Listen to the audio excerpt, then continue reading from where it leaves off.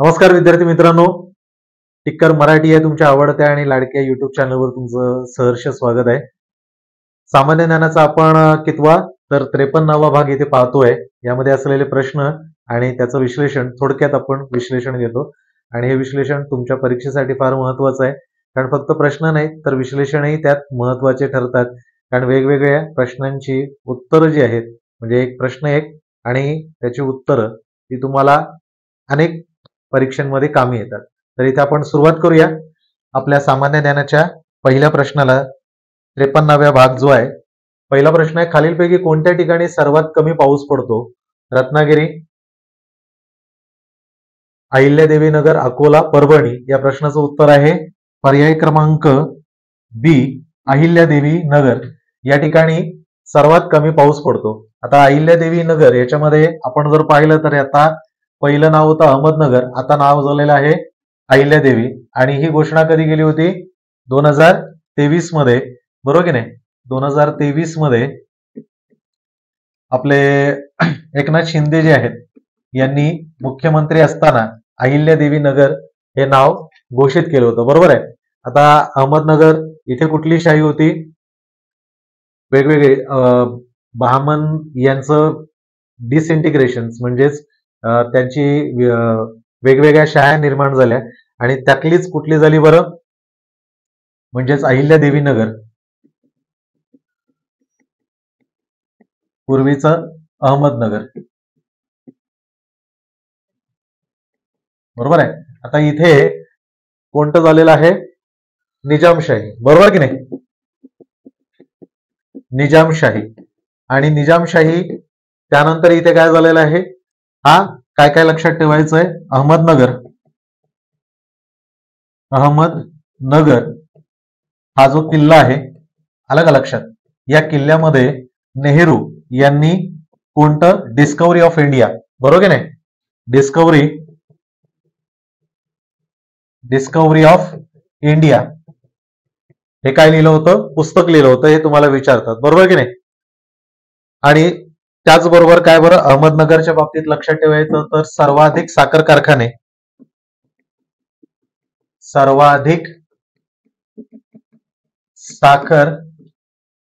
कारखाने हे कशामध्ये आहेत? अहमदनगरमध्ये, बरोबर की नाही? त्यानंतर इथे महत्वाचं म्हणजे अहमदनगरमध्ये चौंडी या ठिकाणी अहिल्याबाई होळकर यांचा जन्म झाला होता, बरोबर की नाही? आता इथे हा एक प्रश्न विचारला गेलेला आहे. आता अहमदनगर हे नाव कशावरनं झालं? निजामशहा जो 1494 मध्ये निजामशहा जो होता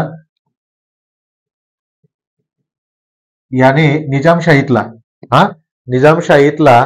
हा अहमद निजामशाह याच्या नावावरनं इथे लिहायचं होतं ना 1494 अहमद निजामशाह याच्या नावावरनं हे आहे अहमदनगर. आणि आत्ताच 31 मे 2023 ला याची घोषणा केली होती अहिल्यानगराची, बरोबर की नाही? आणि याच्यामध्ये कोणतं बरं आहे? कळसुबाई हे सर्वोच्च शिखर आहे ना?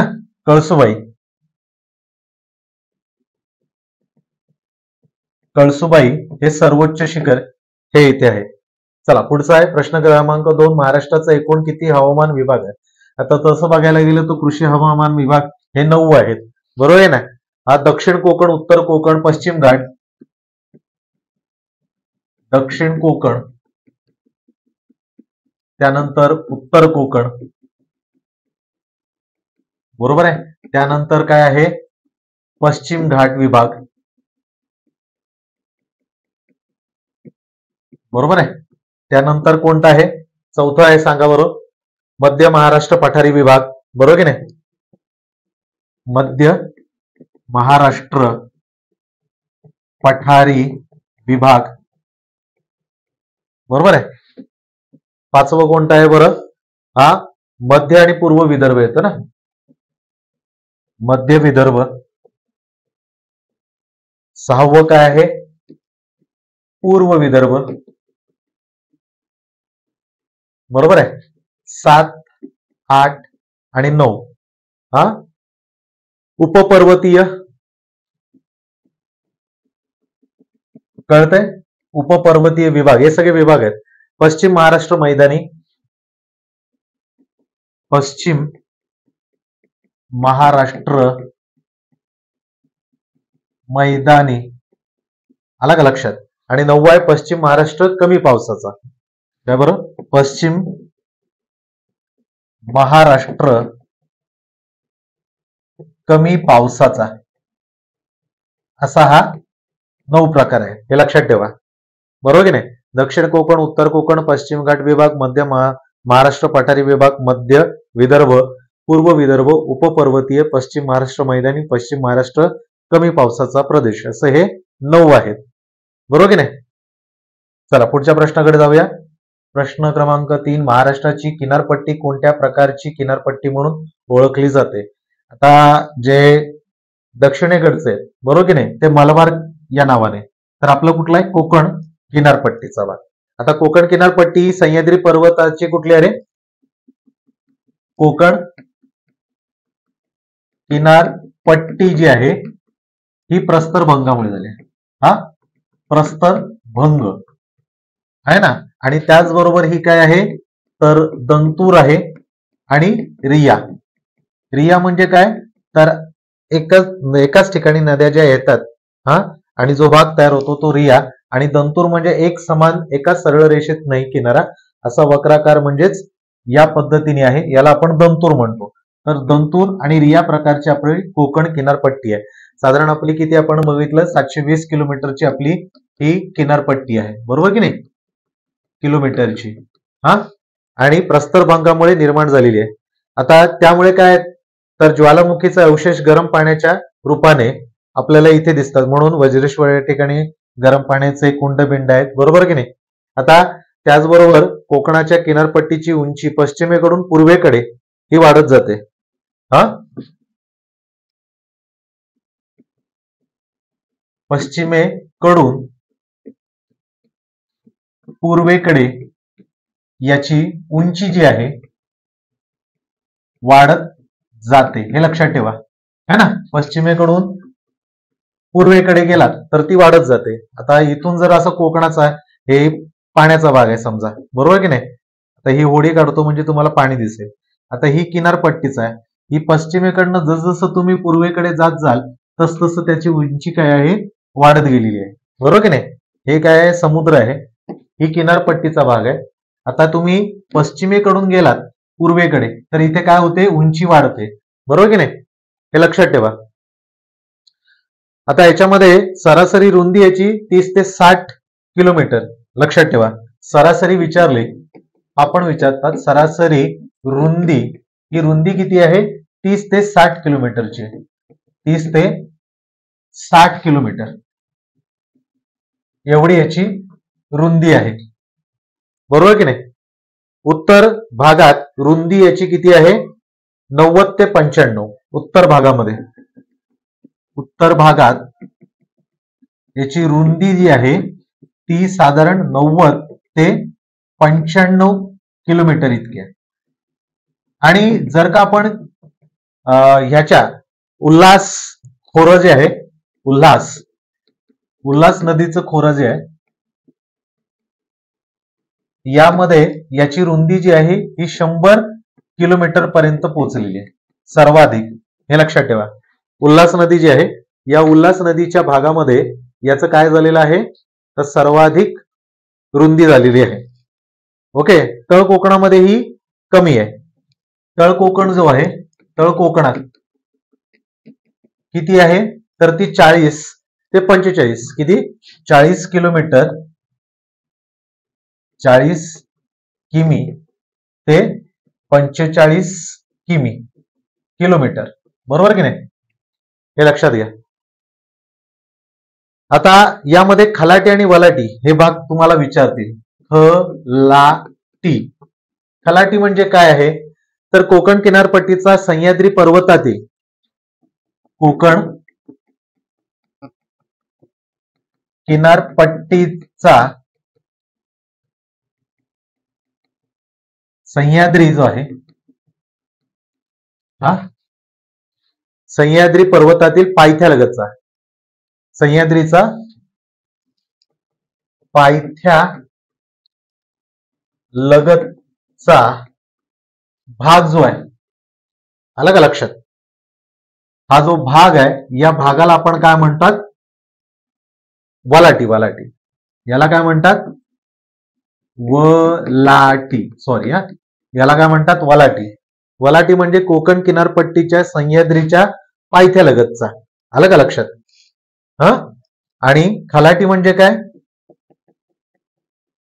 खलाटीचा कोकणाच्या पश्चिमेतील अरबी समुद्राकडे, म्हणजे आपण याला इथे जो मी काढलाय, बरोबर की नाही, इथे आपण काय म्हणणार? हा खलाटीचा, कोकणाच्या पश्चिमेकडील अरबी समुद्राचा, हा काय येणार? खलाटी. बरोबर आहे. आणि हा जो भाग आहे इकडचा, हा वलाटी. बरोबर आहे की नाही? सह्याद्रीच्या पायथ्याकडचा हा जो भाग आहे याला आपण म्हणणार. आणि हा एवढा जो किनारपट्टीचा भाग आहे तो खलाटी.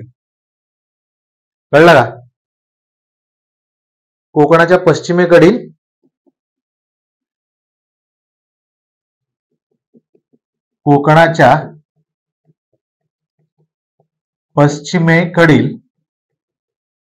अरबी समुद्राचा जो आहे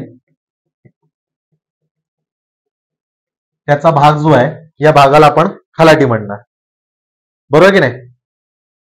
लक्षात आलं? हा प्रश्न बऱ्याच वेळेला विचारला गेलाय. खलाटी आणि वलाटी याची रुंदी विचारली गेलेली आहे. किनारपट्टी कोणत्या प्रकारची आहे हे विचारलं गेलेलं आहे. पुढे पुणे शहर कोणत्या नद्यांच्या संगमावर वसलेलं आहे? यापैकी कोणत्या बरं? पर्याय क्रमांक सी, मुळा व मुठा. बरोबर की नाही? हा. आता यापैकी मुठा नदीवर कोणता आहे सांगा बरं?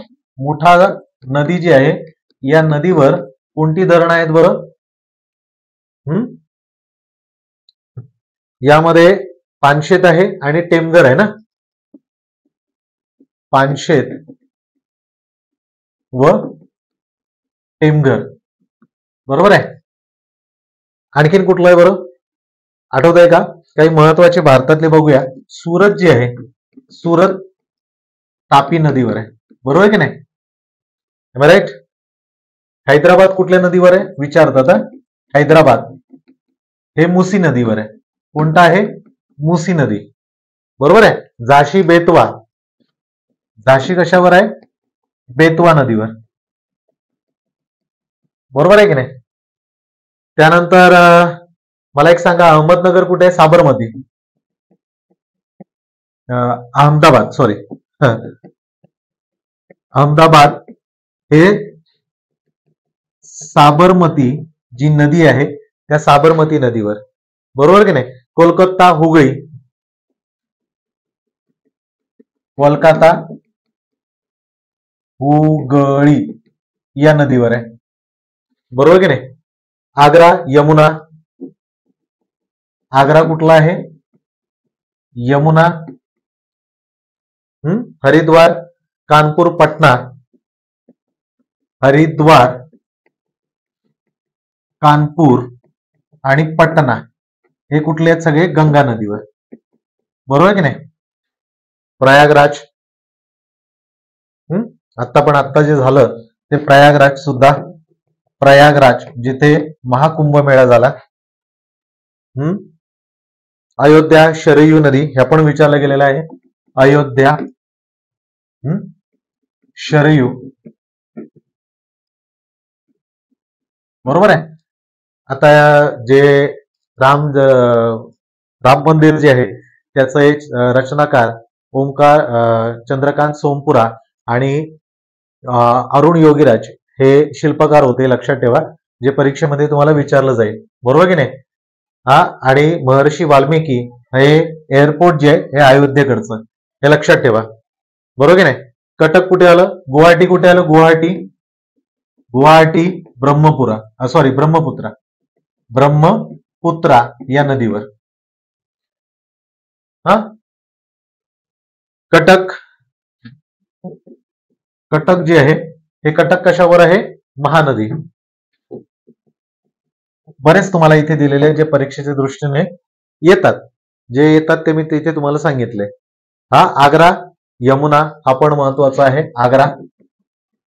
आग्रा शहर हे यमुना या नदी किनारी आहे, है ना. बघा, सुरत, तापी, हैदराबाद, मुसी, झाशी, बेतवा, अहमदाबाद, साबरमती, कोलकाता, हुगळी, आग्रा, यमुना, हा आग्रा लिहिलाय का इकडे, अच्छा, हरिद्वार, कानपूर, पटना, गंगा, प्रयागराज, हे सुद्धा, अयोध्या इथे झाले ना आग्रा, पुन्हा आग्रा नको, शरयू, गुवाहाटी, ब्रह्मपुत्र आणि कटक महानदी. ठीक आहे, चला पुढच्या प्रश्नाकडे जाऊया. तत्पूर्वी पोलीस भरती विजेता बॅच दररोज 4 तास लाईव्ह लेक्चर रेकॉर्डेड लेक्चर इथे तुम्हाला मिळतील. टॉपिकनुसार पीडीएफ, विषयानुसार ई बुक व चालू घडामोडी याचं मासिक, मॉक टेस्ट, डाऊट सेशन, हे सर्व काही तुम्हाला इथे उपलब्ध आहे. 8233007373 वर काय करायचा, संपर्क साधायचा यासाठी. चला जाऊया पुढे. महाबळेश्वर हे थंड हवेचं ठिकाण कोणत्या जिल्ह्यामध्ये आहे? रायगड, सातारा, सांगली, पुणे. तर कुठे आहे महाबळेश्वर? हे सातारा इथे आहे. कुठे आहे बरं? सातारा. सातारा जिल्ह्यामध्ये हे काय आहे? थंड हवेचं ठिकाण आहे. बरोबर आहे.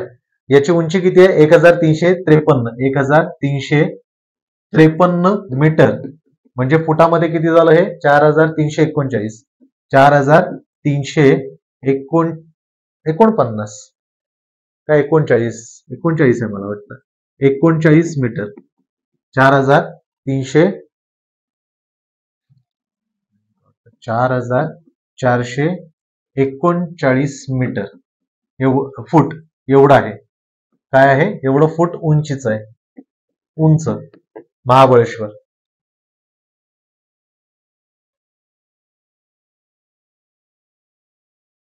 चला पुढे जाऊया पुढचा प्रश्नाकडे. छत्रपती संभाजीनगर जिल्ह्यातील थंड हवेचं ठिकाण कुठलं आहे बरं? तर हे म्हैसमाळ आहे. बरोबर की नाही? आता म्हैसमाळ हे काय आहे? 1067 मीटर उंचीवर आहे. 1067 मीटर एवढ्या उंचीवर. बरोबर की नाही? इथे तुम्हाला चिखलदरा आहे. हे कुठे येतं बरं? हा, अमरावतीला येतं. बरोबर की नाही? चिखलदरा. छत्रपती संभाजीनगर मध्ये येणारं कुठलं आहे? म्हैसमाळ. आणि 1067 मीटर उंचीवर. बरोबर की नाही? चला, खालीलपैकी कोणते ठिकाण नागपूर जिल्ह्यात नाहीत? आता इथे जे तुम्हाला दिसतंय बघा, हिंगणा आहे, रामटेक आहे, कामठी आहे, बल्लारपूर नाही. बल्लारपूर कुठे येतं रे? बल्लारपूर येतं चंद्रपूरमध्ये. कुठे येतं? चंद्रपूर जिल्ह्यामध्ये येतं. आलं का लक्षात? आणि ही नगर परिषद आहे. काय बरं? नगर परिषद. हे लक्षात घ्या. बरोबर की नाही? आता सिरपूर राजा सुरजा बल्लाळ सिंह. सिरपूर राजा जो आहे त्याचं नाव काय होतं? सुरजा बल्लाळ सिंह.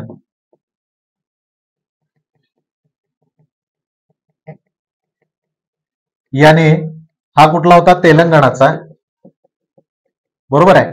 त्याचा मुलगा जो आहे तो इथे आपल्या इकडे आला होता वर्धा नदीच्या दिशेला आणि त्याने हे स्थापन केलं होतं. याचा काळ काय होता? 1447. हे लक्षात ठेवा. किती होतं? 1447 ते 1472. आणि याचा मुलगा जो खंडक्या बल्लाळ जो आहे याने त्याच्या नावावर, आता याचा कालखंड 72 ते 1497. 1472 ते 1497 याने काय केलं होतं? तर याने बल्लाळ शहा नावाचं शहर केलं होतं. बल्लाळ शहा या नावाचं शहर केलं होतं आणि याच्याच नावावरनं बल्लाळपूर. हे लक्षात ठेवा. खंडक्या बल्लाळ याने बल्लाळ शहर आणि मग त्याचा आता बल्लाळपूर झालंय. त्यामुळे ते चंद्रपूरमध्ये येतं. हे लक्षात ठेवा. चला पुढे जाऊया. संत गोरोबा कुंभार यांची समाधी खालीलपैकी कोणत्या जिल्ह्यामध्ये आहे? हे कुठे आहे बरं? पूर्वीचं उस्मानाबाद, आत्ताचं धाराशिव. बरोबर की नाही? हा यांचा जन्म कधी आहे रे? जन्म जो झालेला आहे हा 1267. बरोबर आहे? कधी आहे? 1267 ला यांचा जन्म. निधन जे आहे यांचं निधन कधी झालेलं आहे तर ते झालंय म्हणजेच 1317 त्यांनी समाधी घेतली होती. 1317 बरोबर आहे. चैत्र कृष्ण त्रयोदशी, चैत्र कृष्ण त्रयोदशी जी आहे, बरोबर की नाही. शके किती रे? 1239 ना. शके 1239 याचा अर्थ 20 एप्रिल. काय बरं? 20 एप्रिल 1317 त्यांनी काय घेतली? समाधी. काय घेतली? समाधी घेतली. किती आहे? 1317 ना, बरोबर की नाही. 20 एप्रिल 1317. तेरगाव ना. कुठलं बरं? तेरगाव, बरोबर आहे. तर हे धाराशिव जे आहे, धाराशिवची कवड्यांची माळ याला जीआय टॅग मिळालं हे पण सुद्धा लक्षात ठेवा. ओके. तर आपण आता इथे थांबूया. तुम्हाला जे काही महत्वाचं आहे ते इथे महत्वाचं सांगत असतो. कुठल्या कुठल्या दृष्टीने तुम्हाला परीक्षेमध्ये विचारले जातील. तर हे आजचे प्रश्न होते. कसे वाटले, काय वाटले, कमेंट्स मध्ये सांगा. तुमचं कमेंट्स फार महत्वाचं आहे. त्याचबरोबर लिंक शेअर करा आणि आतापर्यंत जर सबस्क्राईब केलं नसेल तर सबस्क्राईब करा, महत्वाचं असतं है ना. आणि आवडलं तर लाईक करा, सांगायची गरज नाही वाटली पाहिजे. लिंक मात्र शेअर करा. पुन्हा भेटू नव्या व्हिडिओमध्ये. जय हिंद.